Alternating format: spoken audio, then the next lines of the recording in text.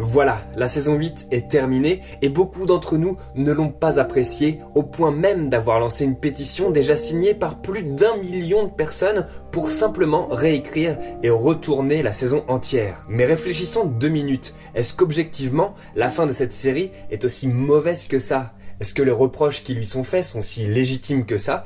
C'est ce qu'on va essayer de voir aujourd'hui dans cette vidéo. Alors, il est de bonne loi d'avoir regardé la série entièrement et au moins la série de reviews que j'ai réalisées ces dernières semaines pour comprendre mes explications. Avant tout, il faut savoir que si les scénaristes ont resserré le nombre d'épisodes, c'est pour que le budget qui leur est alloué ne s'étale pas inutilement sur de trop nombreux épisodes. Ce qui permet à la fois d'avoir de magnifiques scènes de bataille, mais également un sentiment que la série avance trop vite. Deuxièmement, la série télévisée a dépassé l'œuvre de Martin depuis la fin de la saison 5. Ce qui se passe depuis n'est donc plus écrit par l'auteur des livres. Et il est important de dissocier les deux, sans compter qu'une œuvre cinématographique, un film ou une série, peut être excellente en elle-même, sans pour autant être une bonne adaptation. Toujours est-il que les lecteurs seront presque toujours déçus quoi qu'il arrive. Les critiques ne commencent réellement qu'à partir de l'épisode 2, où j'ai entendu dire, je cite, qu'il ne se passait rien. C'est un épisode d'adieu, le premier était un épisode de retrouvailles, bref, on tourne un peu en rond. C'est pourtant ce qu'on peut appeler le calme avant la tempête. Les personnages se préparent à mourir, sauf peut-être Tyrion.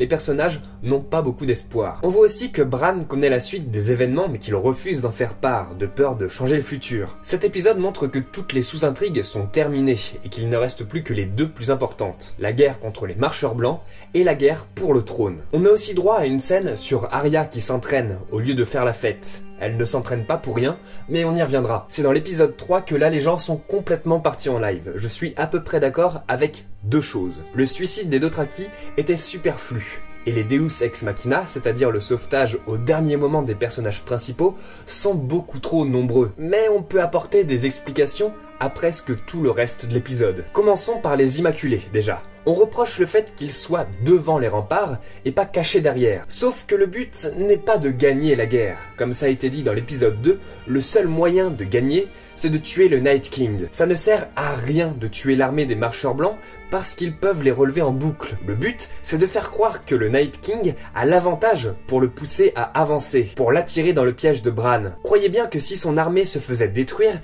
il n'aurait pas pris le risque de se rendre en personne au front. Il faut donc à la fois reculer pour ne pas que l'armée des morts arrive en surnombre dans Winterfell et les ralentir pour ne pas que Bran se fasse tuer. Je vous rappelle que le Night King veut tuer la corneille à 3 yeux. Il doit avancer jusqu'à lui, mais pas à n'importe quel prix. Le Night King se fait tuer dans l'épisode 3.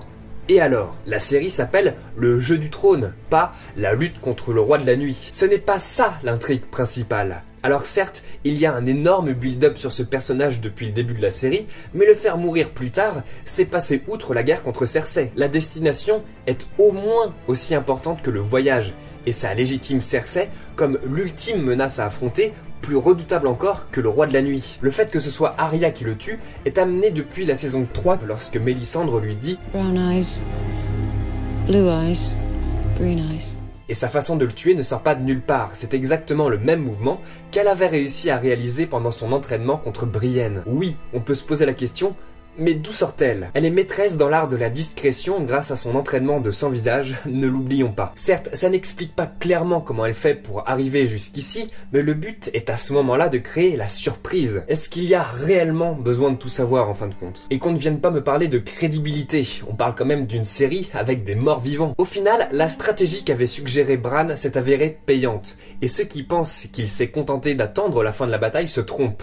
C'est lui qui guide le Night King jusqu'à lui en envoyant des corbeaux à son encontre. On reproche à l'épisode 4 la perte d'un dragon, la survie de l'autre, la destruction de la flotte de Daenerys et la rapidité à laquelle les personnages se déplacent à travers le continent. Il y a le sentiment que cette fin de saison est bâclée et vous l'aurez compris, je ne suis pas d'accord. Que la flotte de Dany soit détruite était prévisible. Sansa la prévient que l'armée n'est pas prête à se battre. Ils sont en sous-nombre évident, l'équilibre des forces ne tenant que grâce aux 2 dragons de Daenerys. Son obsession d'accéder au trône l'aveugle et ce naufrage est complètement de sa faute. C'est ce que je disais tout à l'heure, Cersei joue le jeu du trône.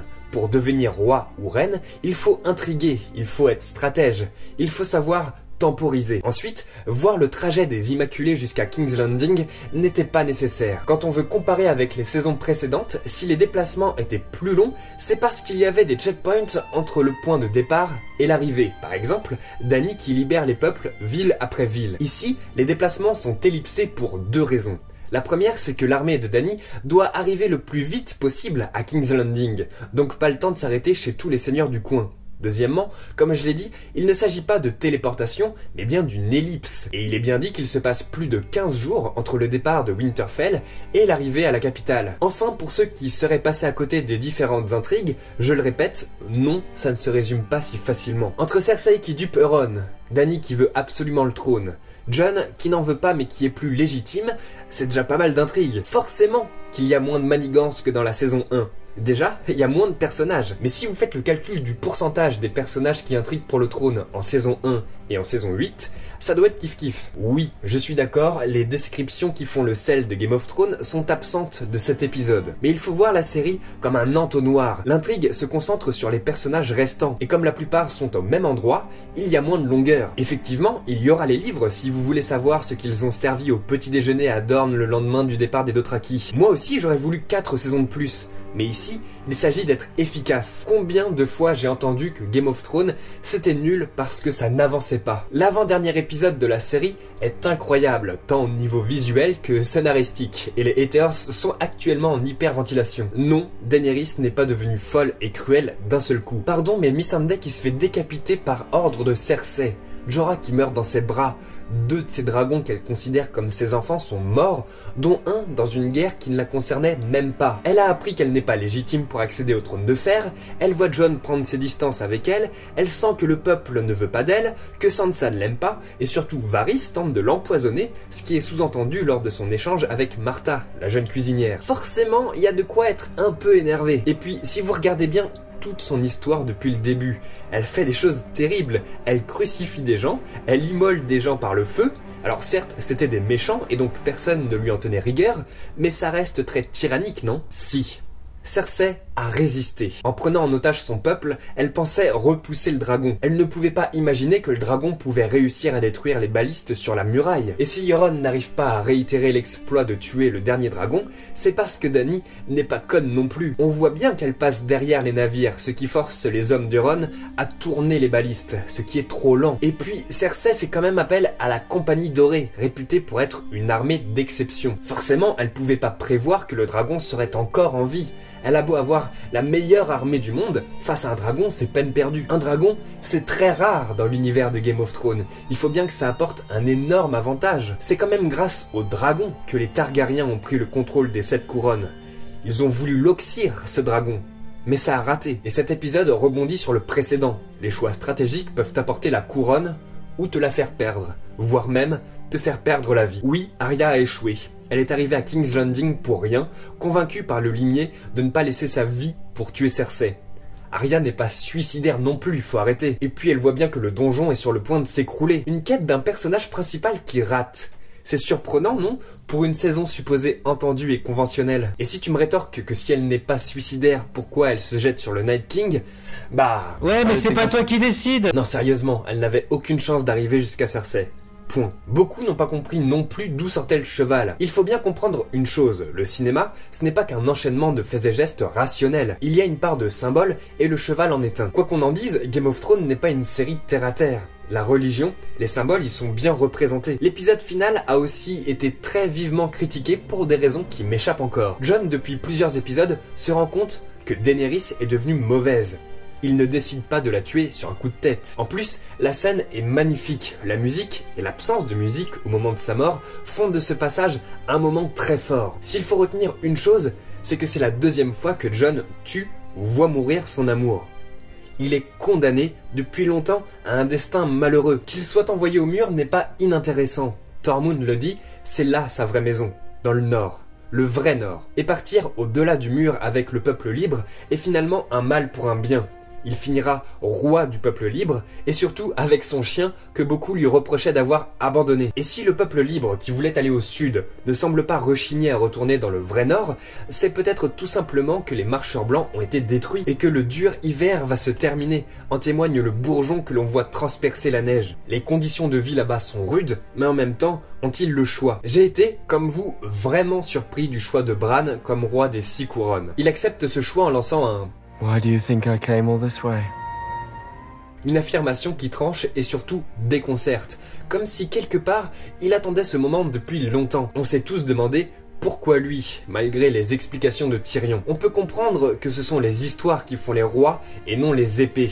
On peut aussi comprendre que désigner Bran casse l'hérédité de la couronne, ce qui évitera d'être obligé de se taper un roi cinglé. Et c'est ce que voulait Daenerys au passage, quand elle disait vouloir casser la roue. Mais on pourrait aussi se poser plusieurs questions.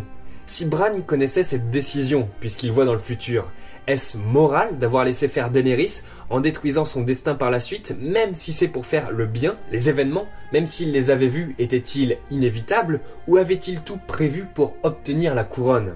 Des questions qui ne peuvent être soumises qu'à votre jugement personnel. Du coup, 2 théories s'offrent à nous, étant donné la fin ouverte qui nous est proposée. D'un côté, Bran est le plus grand manipulateur de la série en ayant fait ce qu'il a voulu pour avoir le trône. Il donne à Arya l'arme qui va tuer le Night King, première menace effacée. Il dévoile la vérité sur les origines de Jon, deuxième menace mise en place qui va participer à son futur à lui. Il laisse Daenerys saccager King's Landing, encore une fois, cela va lui servir. Il laisse Jon tuer Dany, donc une menace de moins. Et au lieu de dire à Jon de fuir, il laisse les soldats le faire prisonnier. Là encore, ça le sert car étant régicide, ce dernier ne pourra pas être roi. Ou alors, la phrase de Bran est mal interprétée.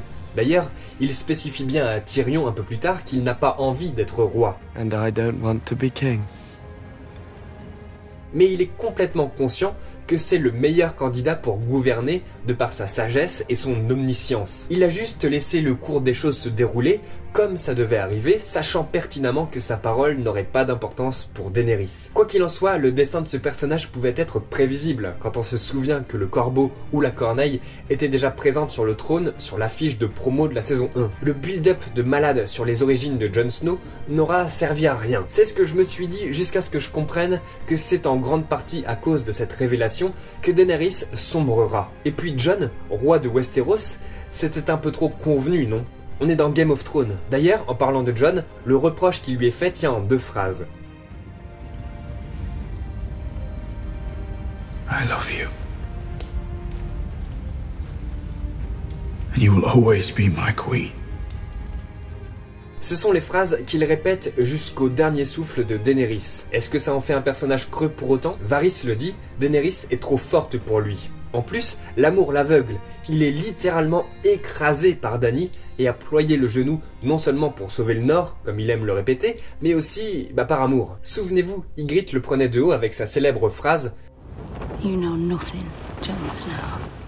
C'est un personnage faible face aux femmes qu'il aime. J'entends aussi que l'indépendance du Nord est incompréhensible, les autres seigneurs pouvant en faire autant. Alors non, déjà, le Nord a été indépendant des milliers d'années. En plus, pendant la guerre des 5 rois, Robb a été fait roi du Nord. Il en a été de même pour Jon. N'oubliez pas que le Nord n'a été absorbé au royaume des 7 couronnes que pendant environ 300 ans en tout. De plus, il est logique que Bran accorde cette indépendance, ayant lui-même vécu dans le Nord. Enfin, vous pensez réellement que les autres seigneurs risqueraient une guerre ouverte à ce moment-là contre le roi qu'ils viennent juste d'élire? On peut reprocher à cette saison la certaine immunité des personnages principaux, bien décidés à ne pas mourir. Enfin, je dis ça, mais ça fait quand même 18 morts très importantes. Ce n'est pas rien non plus. Et puis Tyrion, par exemple, a toujours échappé à la mort, même lorsqu'elle lui était promise. Donc, rien de franchement étonnant à le voir encore en vie aujourd'hui. Vous me direz Ned, Robb, je vous répondrai Théon, Daenerys. Voilà, j'ai essayé de répondre à toutes les critiques que j'ai lues. Je ne dis pas que toutes ces explications sont rationnelles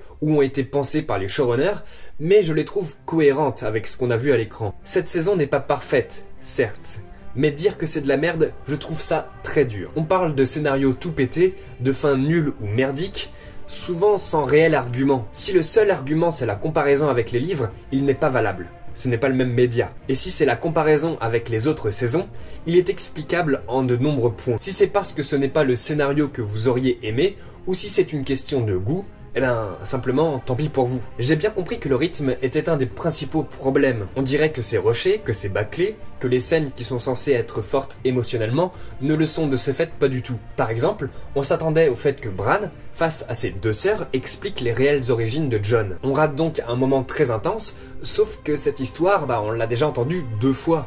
Quand Sam l'apprend à Bran et quand Jon l'apprend à Daenerys. Vous vouliez entendre cette histoire une 3e fois et accuser cette saison d'être trop répétitive? Moi, cette saison m'a vraiment plu. J'ai vu ce que je voulais voir, j'ai été surpris quand il le fallait, et le seul reproche que je peux lui faire, ce n'est pas un reproche d'ailleurs, c'est que j'aurais aimé quelques saisons de plus. Mais les questions restées sans réponse, qui ne font pas partie de l'intrigue principale, seront sans doute élucidées dans les livres. Et c'est vrai qu'il y en a pas mal. Est-ce que Ellaria Sand est finalement morte dans le Donjon Rouge? Est-ce que les Immaculés savent qu'ils vont tous crever en se rendant sur l'île de Nat? Oui, parce qu'en fait cette île est uniquement habitable pour les gens qui y sont nés, comme Missandei. Toute autre personne qui arrive sur cette île chope une maladie incurable qui tue inévitablement. Que se passe-t-il du côté des Sauces? Est-ce que les prophéties et la religion comptent vraiment à Westeros? Où s'envolent Drogon et le corps de Daenerys?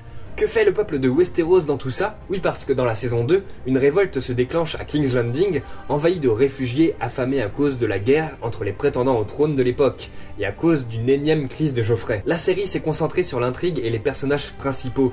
C'est dommage pour les uns, c'est efficace pour les autres, à vous de juger. Voilà, je vous retrouve bientôt dans le prochain épisode de Ciné Story, on parlera de la lumière au cinéma. Voilà, petit spoil gratuit. Allez, à bientôt, bisous.